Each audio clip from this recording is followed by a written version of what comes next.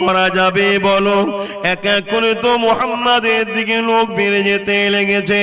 কে আছো মুহাম্মাদের শির মুবারককে কেটে নিয়ে আসতে পারবে? নাউজুবিল্লাহ মিন জালিক। একটা যুবক উঠে দাঁড়িয়ে বলল, আমি পারবো। কি দেবে? অনেক উট দেওয়া হবে, অনেক ঘোড়া দেওয়া হবে, অনেক সুরাদানা দেওয়া হবে। ওই যুবকটা তখন ঘোড়ার পিঠে করে রওনা দিয়েছিল। যে ছিল খাত্তাবের বেটা উমর, তখন ফারুকও ছিল না রাদিয়াল্লাহু তাআলা আনহু ছিলেন। উমর হযরত তখন ছিল না। যুবক তরুণ খুনের ঘোড়ার পিঠে করে যেতে লেগেছে। যাবার সময় বলে গেছে 39টা হয়েছে, 40 আর হতে দেব না। অর্থাৎ নবী পাককে 39 জন সবে মেনে 40 হতে দেব না। কিন্তু আল্লাহর কুদরত বোঝে কে? আমার আল্লাহ জানিয়ে দেয়, জলদি করে যাও উমর, আমি আল্লাহ তোকেই 40 বানাবো। গতকালকে যে আপনার দুশ্মন ছিল, আজ তো আপনার বন্ধু হচ্ছে না, হয়নি এলাকায়। এই যুবকেরা, তরুণেরা, বাপেরা, মনে রাখবে, যুগে যুগে যুগে আল্লাহ পাকের ওয়াহদানিয়তের প্রচার নবীরা করেছে এবং সাহাবা হুজুরদের উপরে জুলুম অত্যাচার হয়েছে, নবীদের উপরও হয়েছে। আজ তোমার আমার উপরে তো তার তুলনায় কিছুই হয়নি। ইতিহাসের পাতা শোনো, যখন উমর রাস্তা দিয়ে যাচ্ছে তরোয়াল খেয়ে নিয়ে, একজন মানুষ খেতিবাড়ি জমিনে চাষ করতেছিল। সে দাঁড়িয়ে যে বলছে, উমর এত ব্যস্ত কোথায় যাচ্ছ, বড় দ্রুত? ওই সময় উমর বলতে লেগেছে, আমাকে রুকুনি ওই আব্দুল্লাহর বেটা মুহাম্মাদের গর্দানটা নিতে যাচ্ছি, কেননা অনেক পুরস্কার পাবো, অনেক অর্থ পাবো। ওই সময় ওই মানুষ বলেছিল, উমর কেন, কি এমন করেছে? তিমেশিন নবী কাউকে কষ্ট দিয়েছে? না দেয়নি। কারো আমানত ছেড়ে খেয়েছে? না দেয়নি। কাউকে জুলুম করেছে? না করেনি। কাউকে লুটেছে? না লুটেনি। মিথ্যা বলেছে? না বলেনি। দেশের বিরোধী করেছে? না করেনি। বেশরিয়াতি মানুষের উপরে কোনো জুলুম অত্যাচার, নারীদের উপরে অত্যাচার করেছে? না করেনি। তাহলে কেন? ওই সময় বলেছিল আবু জেহেল উতবা সাইবা বলছে, এমন করে নাকি তার মাথা নিয়ে আসতে পারলে অনেক পুরস্কার দেওয়া হবে। উমর জানেই না আমার রাসূলকে শুধু পুরস্কারের জন্যই ছুটতেছে। আজকের দিনও মানুষ জানে না ইসলামটা কি, শুধু বলছে ওর বিরোধী করলে মাল পাবি তাই ছুটছে। আছে না? না, সে আগেও জানে না কি ঘটছে, আজকেও ছুটছে।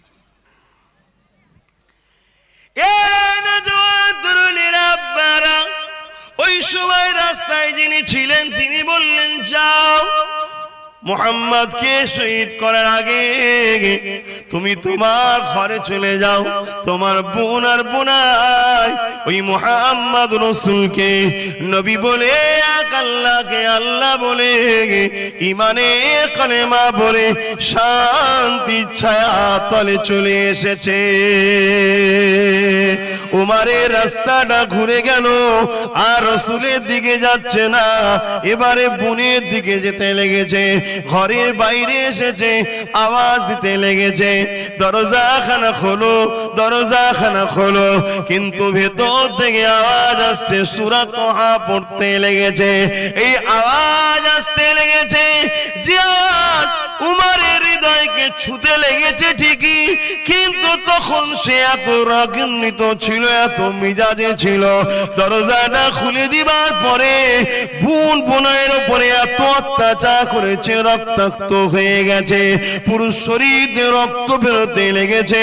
তথাপিও বোন বোনের জবানে একটাই কথা বেরোয়, ভাই উমর যত আঘাত করো না কেন, জীবনের শেষ নিঃশ্বাস পর্যন্ত আমরা মুহাম্মদ রাসূলকে ছাড়ব না। আজকের দিনও পৃথিবীর বুকে আমার রাসূলের মান্যওয়ালাদের উপরে জুলুম হচ্ছে। বিভিন্ন দেশে তাদেরকে জেলের মধ্যে নির্দোষ মানুষকে বন্দী করে তাদেরকে অত্যাচার জুলুম করা হচ্ছে। অনেক জায়গাতে কোরআনকে ঘর থেকে কিনে নেওয়া হচ্ছে। অনেক জায়গায় নিরীহ নিরীহ মাদ্রাসার তুলাবা ছাত্রগুলোকে বিভিন্ন আখ্যা দিয়ে বিভিন্ন অবৈধ সংগঠন সন্ত্রাস জঙ্গি সংগঠনের সঙ্গে সংযুক্ত আছে বলে মিথ্যাভাবে তাদেরকে বন্দী করে জুলুম অত্যাচার আজও হচ্ছে। কেন? একটাই কারণ, পৃথিবীতে একদল মানুষ আছে যারা পাওয়ারের জোরে মানুষের প্রভু হতে চায়, আর ইসলাম মানুষের উপরে জুলুম করাকে হারাম বলেছে। মানুষ একমাত্র এক আল্লাহর দাসত্ব ছাড়া অন্য কারো দাসত্ব করবে না, এটা বলেছে। তাই যেমন রাত্রিরে চাঁদ উঠলে চামচিকে মনে করে নিজের ডানা দিয়ে চাঁদের আলোকে ঢেকে দেবো, তাই এরাও মনে করে ইসলামকে আমরা মিটিয়ে দেবো গুটি কতককে দমিয়ে দিয়ে। কিন্তু অত সহজ নয়। কেন? ইসলাম কার মনোনীত ধর্ম? জোরে বলুন। ইন্না দীনা ইনদাল্লাহিল ইসলাম, আল্লাহর মনোনীত ধর্ম হলো ইসলাম। জোরে বলুন সুবহান। অসুবিধা হচ্ছে আপনাদের? আমি বলেই দিয়েছি আমি কোরআন ও রাসূলের, আল্লাহ ও রাসূলের কথা বলবো। আপনারা শোনার জন্যই বসেছেন তো নাকি? এ নওজওয়ান তরুণেরা, আব্বারা ও নবী পাকের প্রেমিকেরা, হযরত ওমর যখন এত আঘাত করায় পড়ো বোনার বোনায়ের মুখ থেকে একই কথা শুনছে যে ওমর যতই অত্যাচার করো না কেন আল্লাহ আল্লাহ রাসূলকে আমরা ছাড়বো না। ওই সময় ওমর বলতে লেগেছে, কি তুমি তেলাওয়াত করছিল? দাও। অনেক বড় কথা। লাস্টে বোন তেলাওয়াত করে, বোনাই তেলাওয়াত করে, ওমর শুনতে লেগেছে। শুনতে যখন লেগেছে শিক্ষা পেতে লেগেছে, যখনই শিক্ষা পেতে লেগেছে সত্যকে জানতে লেগেছে। এতক্ষণ সত্যকে জানে না বলে বিরোধী করেছিল, যখনই সত্যকে জেনে গেছে তখন বলছে দেরি করো না, তাড়াতাড়ি আমাকে মুহাম্মাদের কাছে নিয়ে চলো, আমি নিজেকে মুহাম্মাদের গোলামে কদমে কুরবান করতে চাই। এ যুবকেরা, তরুণেরা, বাপেরা, এ আমাদের ঘরে আজ বড় প্ল্যান করে আমাদেরকে আল্লাহ কেন বানিয়েছে, এই শিক্ষা থেকে যেমন সরানো হয়েছে আমাদের কি করণীয় দরকার এটা জানা থেকে করিয়ে দেওয়া হয়েছে। যখন আজ কেউ আপনাদের কাছে খুলে খুলে কথা বলে তখন সে যেমন জালিমদের চোখের বিষ হয়ে গেছে। আপনারা যখন সত্যকে দেখে জালিম ছেড়ে দিয়ে ন্যায়ের দিকে ছুটছেন তখন আপনাদের ঘরও তারা চোখের বিষ মনে করতে লেগেছে। দুনিয়া যা ভাবে ভাবুক গে যাক, দুনিয়া যা করে করুক গে যাক, মনে রেখে দেবেন একটা গাছের পাতা লড়ার ক্ষমতা আল্লাহ পাকের বিনা হুকুমে। তাই আমার আল্লাহ যদি আপনার কপালে লিখে রাখে দুনিয়া জমিনে আপনার সঙ্গে ওই ব্যবহারটা হবে যে ব্যবহারটা আম্মা জান সুমাইয়া হুজুরের সঙ্গে হয়েছিল। আম্মা জান সুমাইয়া হুজুরকে জোর করে বন্দী করে নিয়ে যে তার উপরে জুলুম অত্যাচার করা হয়েছিল, তাকে শত শেষে বল্লমের আঘাত দিয়ে তার কলিজা খানাকে বার করে দেওয়া হয়েছিল।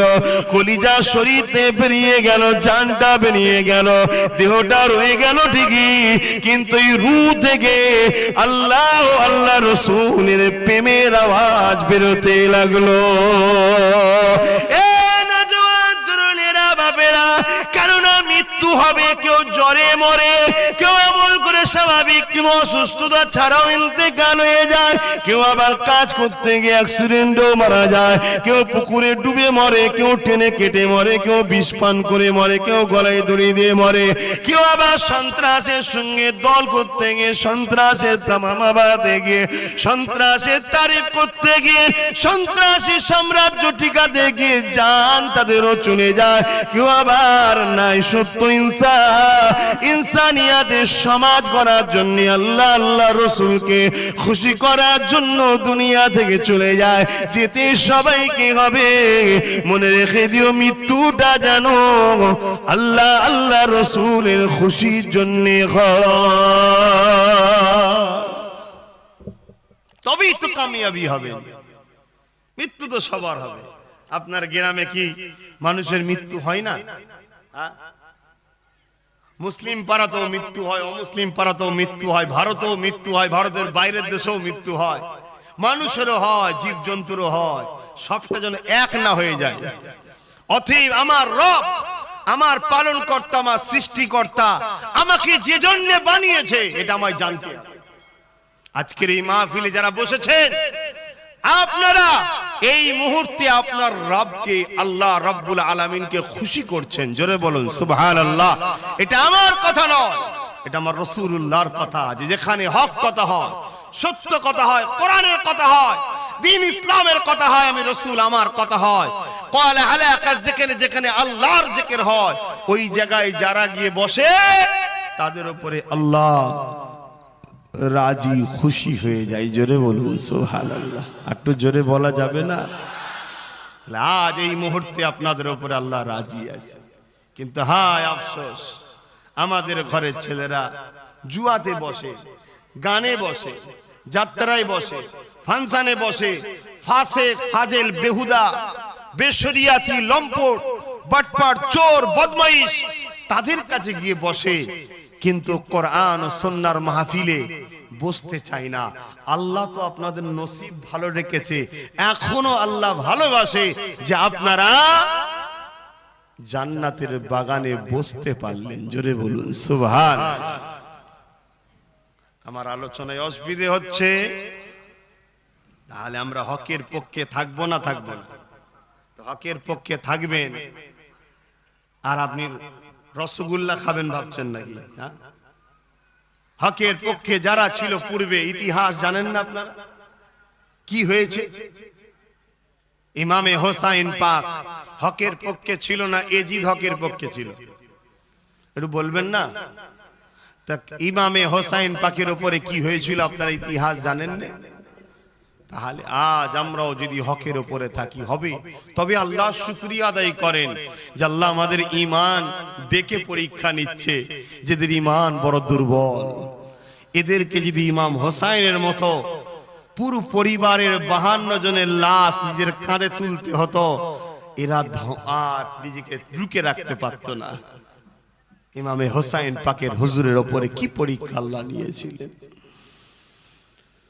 মুসলমান ঘরের ছেলে মেয়েরা, তরুণীরা, বাবেরা, এ নবী পাকের প্রেমিকেরা শুনে রেখে দেন, আপনাকে আমাকে কবরের জমিনে যেতে হবে।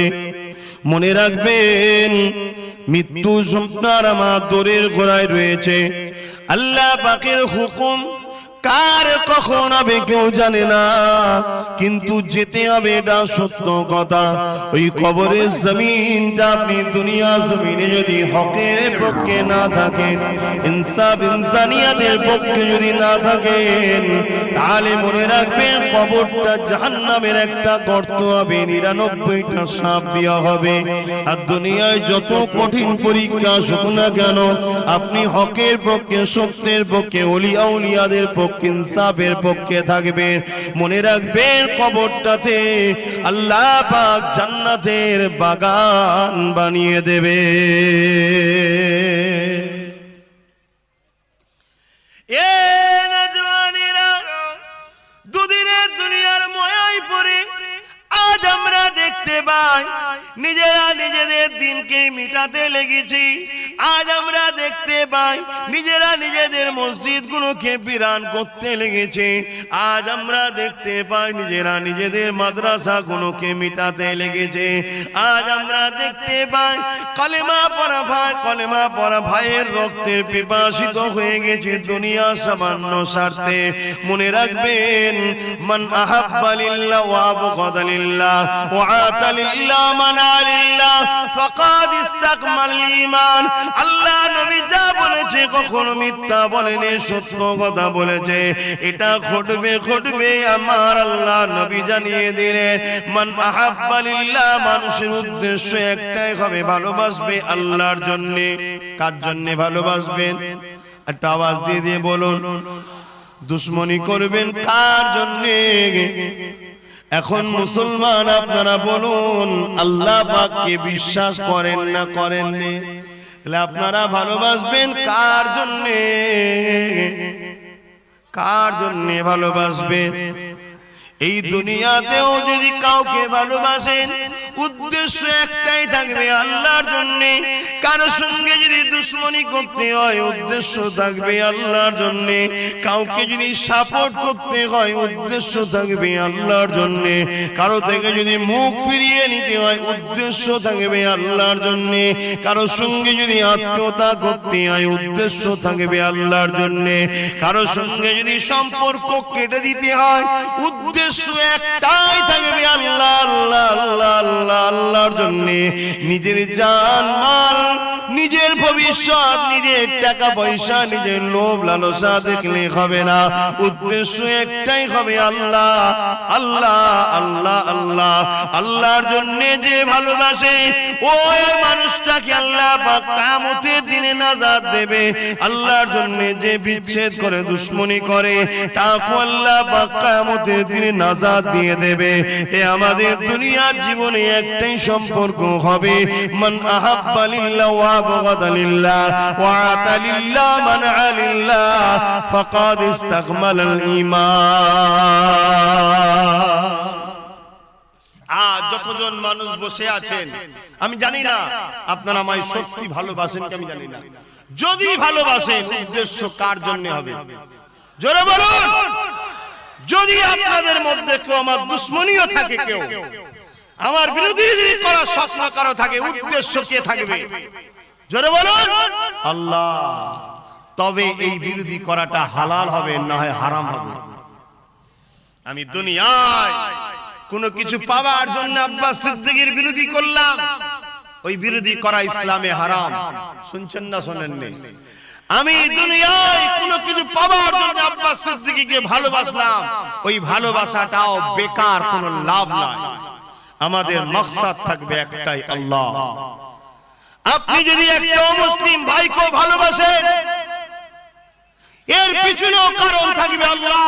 শোনেন আপনি, কেন আমার আল্লাহর সৃষ্টি, তাকে ভালোবাসলে আল্লাহ বলেছেন আমি খুশি হব, তাই আমি ভালোবাসি। কথা শুনছেন না শোনেন? কেন আল্লাহ ছাড়া আমাদের অস্তিত্ব তো দ্বিতীয় কেউ দেয়নি। দিয়েছে নাকি?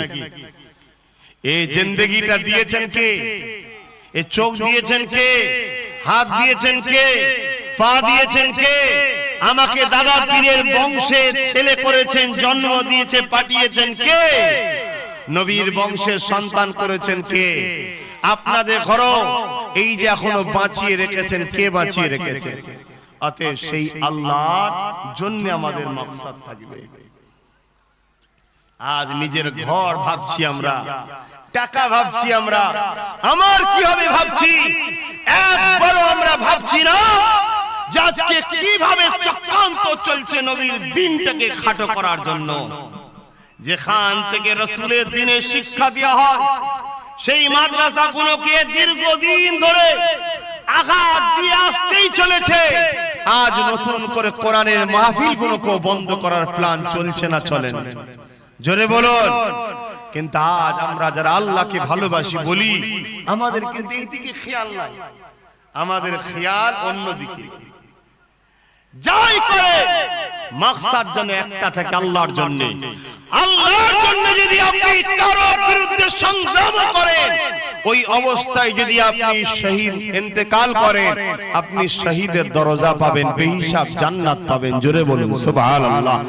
আর আল্লাহর জন্য আপনি যদি কারো বিরুদ্ধে লড়াই করে সেই জালিমকে খতম করেন, আল্লাহ আপনাকে যদি ওই লড়াইয়ে জয় দেয়, কামিয়াবি দেয়, আল্লাহ আপনাকে গাজীর দরজা দেবে, কত মালও পাবেন, জান্নাতও পাবেন। জোরে বলুন সুবহানাল্লাহ। তাই তো বদরের জমিনে যেটা ঘটেছিল আল্লাহর জন্য ওটা হয়েছিল। কেননা মক্কা জমিনে নবী আমার যখন নায়ের দাওয়াত দিচ্ছিলেন, আল্লাহ নবী যখন মক্কা জমিনে সত্যের প্রচার করছিলেন, আল্লাহ নবী যখন মক্কা জমিনে ইনসাফের প্রচার করছিলেন, মনুষ্য জাতিগুলোকে দাসত্ব শিকল থেকে আজাদ করতেছিলেন, জালিম আবু জেহেল উতবা সাইবার অত্যাচার থেকে নারীগুলোকে স্বাধীন দিতেছিলেন। ওই সময় মক্কা সন্ত্রাসীরা আমার নবী যখন জানের দুশমন হয়ে গেল, আল্লাহ পাক আমার নবী পাককে হুকুম করেছেন, হাবিব আপনি হিজরত করুন। আমার নবী পাক মক্কা জমিন থেকে ইয়াসরিব মদিনাতে চলে গিয়েছিলেন। মদিনার জমিনে গিয়ে আল্লাহ নবী মদিনার জমিনে দুনিয়ার মানুষ ওখানে যাচ্ছে, হাজার বাধা দিচ্ছে, চতুর্দিক দিয়ে সেই মদিনাতে চলে যাচ্ছে। মক্কা থেকে চলে গেল মদিনায়, তাও মদিনাতে লোক ভিড় করছে। আমার আব্বাজান একটা কথা বলতেন ছোটবেলায়, শোনো তুমি কার বেটা পরের কথা, মধু থাকলে মৌমাছি আসবে। কথাটা কিন্তু ভালো না, খারাপ না, অতি সত্য কথা। মধু থাকলে মৌমাছি আসবে। আহা, আল্লাহ নবী নবী দয়া নবী মদিনা জমিনে গিয়ে, মদিনা এমন একটা জায়গা ছিল আমার নবী যাবার আগে, যে জায়গাটা ইয়াসরিব তখন নাম ছিল। মানুষ এই মদিনা, যেটা আজকে দিন ইয়াসরিব আগে নাম ছিল, ওই জায়গাতে মানুষ যেত না। কেননা এত গ্রাম্য এলাকা ছিল, পরিবেশ আবহাওয়া ভালো ছিল না। কোন সেবার দিক দিয়ে, শিক্ষার দিক দিয়ে, ব্যবসার দিক দিয়ে, যোগাযোগের দিক দিয়ে, কোন দিক দিয়ে মদিনা সুরক্ষিত ছিল না। তাই মদিনার দিকে কেউ যেত না, মদিনাকে কেউ ভালোবাসতো না, তাই ইয়াসরিবে কেউ যেত না। আল্লাহ নবী ওই জায়গাতে যখন গেলেন, সাহাবারা বলতে লাগলেন, ইয়া রাসূলুল্লাহ হাবিবাল্লাহ, আপনি দামেস্কে কেন গেলেন না? আপনি সিরিয়ায় কেন গেলেন না? আপনি মিশরে কেন গেলেন না? আপনি লেবাননে কেন গেলেন না? আপনি তুরস্কে কেন গেলেন না? আল্লাহ নবী বলেছিলেন, এ আমার সাহাবারা, আমি মুহাম্মদকে তো আল্লাহ পাঠিয়েছে যারা ডুবে যাচ্ছে তাদেরকে তুলে সুন্দর সমাজ গড়ে দেওয়ার জন্য। সেই নবীর গোলাম আমাদেরও কাজ, যারা বিপদে পড়ছে, ডুবে যাচ্ছে, তাদেরকে তোলা আমাদের কাজ। আর সেদিনও নবী তুলেছে, বিরোধী হয়েছে জালিম যারা। আজকেও সেই নবীর গোলাম অসহায়কে তুলতে গেলে সেই আবু জেহেলের উত্তরসূরিরা বিরোধী হচ্ছে। এখানে উত্তরসূরি বলতে কি, খসলত, ওই খসলত, ওই চিন্তাধারা, লুট, দাঙ্গা, মারপিট, চুরি, ফিতনা, কথা বুঝে আসছে না, আতঙ্ক তৈরি করা। আজ সেদিন আবু জেহেলের খসলত ছিল, আজকেও তারা কিন্তু আমাদের বিরোধী হচ্ছে। তাহলে কি আমরা নবীর গোলাম দাবি করব, নবীর উম্মত দাবি করব, কাজ কি বন্ধ করে দেবো নাকি? একটু আওয়াজ দিয়ে বলবেন হ্যাঁ কি না। আমরা কি, আমি আব্বাস সিদ্দিকী কি হক প্রচার, হক কাজ করা বন্ধ করে দেব? আপনারা কি আমাদের পাশে আছেন তো নাকি? আল্লাহকে সাক্ষী রেখে বলছেন তো না, শুধু উড়ো আওয়াজ সাক্ষী রেখে বলছেন? চাপ অনেক আসবে বাপ, বাধা অনেক আসবে। বলছিলাম না একটু আগে, হযরতে বেলাল হুজুরের উপরে কম অত্যাচার হয়নি। অপরাধ কি? মুহাম্মদ রাসূলের দিকে ছিল। হযরতে খুবাইব হুজুরের উপরে অত্যাচার কম হয়নি। অপরাধ কি? মুহাম্মদ রাসূলের দিকে, হকের দিকে ছিল। হযরতে সালমান ফারসি, আহা কত বয়স্ক মানুষ, কি মার মেরেছে কাবার জমিনে। ওই তৎকালীন জুমায় যারা ক্ষমতার বলে আবু জেহেল, উতবা, সাইবা ছিল, তারা মেরেছে। কেন? মুহাম্মদকে ভালোবেসেছে তাই। আজ আমরা মুহাম্মদ রাসূলের গোলামদের সাথে করে নিয়ে মুহাম্মদ রাসূলের দ্বীনের পক্ষে থাকবো, আর আপনি ভাবছেন আপনার গায়ে গুড় দিয়ে চাটবে নাকি? কি গো, আমার কথা খারাপ লাগছে কেন? আমাকে ওয়াজ করতে কষ্ট হচ্ছে, বিশাল দম টানছে, কিন্তু তারপরেও বলতে হবে। আপনারা বসে আছেন, কষ্ট হলেও বলছি আমি, আপনাদের কষ্ট হচ্ছে না তো? হ্যাঁ, কারণ আপনাদের কষ্ট হলে দোয়া করতে হবে। কেন, যাকে দিচ্ছি সে যদি নিতে না পারে তাহলে তো ওভারফ্লো হয়ে যাবে না, বেকার হয়ে যাবে। একটা ট্যাঙ্কিতে আপনি পানি দিচ্ছেন, ট্যাঙ্কি ক্যাপাসিটি আর নাই, তাহলে কি হবে? পানিটা বৃথা হবে তো নাকি? আপনাদের ক্যাপাসিটি লোড আছে তো নাকি লিভার? যাক আলহামদুলিল্লাহ। কখনো কখনো ভাবি আল্লাহ আমার নবী পাক যে কথাগুলো বলে গেছে দাজ্জালের সময় হবে, আল্লাহ নবী বলেছেন 1400 হিজরি আমার উম্মতদের দেখতে যেন না হয়। আজকে 1400 পার হয়ে গেছে, 1500 আসবো। নবী বলেছেন আখরি জামানায় হাতের তালুতে আগুন রাখার থেকে ঈমান বাঁচানোটা বড় কষ্ট হবে। তাই কখনো কখনো ভাবি আজ আমার কওমের মানুষ নাই প্রকাশ্য দুশমনের মোকাবেলা করে দাঁড়িয়ে যাবে, কিন্তু এই কওমগুলোকে মিটাবার জন্য একদল সাধুরূপী শয়তান বেরিয়েছে, যারা জুব্বা লাগিয়ে মাথায় টুপি দিয়ে হুজুর সেজে, পীর সেজে, মুফতি মাওলানা বক্তা সেজে আমাদের ঘরে এমন ভাবে ষড়যন্ত্র করছে, আমাদের ঈমান বাঁচানো বড় মুশকিল। নবী যে 1400 বছর আগে বলে গেলেন যে আমার উম্মতীদের ঘরে 1400 হিজরি যেন দেখতে না হয়। কেন নবী বলেছিলেন? আজ কখনো কখনো ভাবি আল্লাহ আমি আব্বাস সিদ্দিকী কি হবে, আমি কি আমার ঈমানটাকে বাঁচাতে পারবো না অন্যায়ের কাজে মাথা নত করে দেব?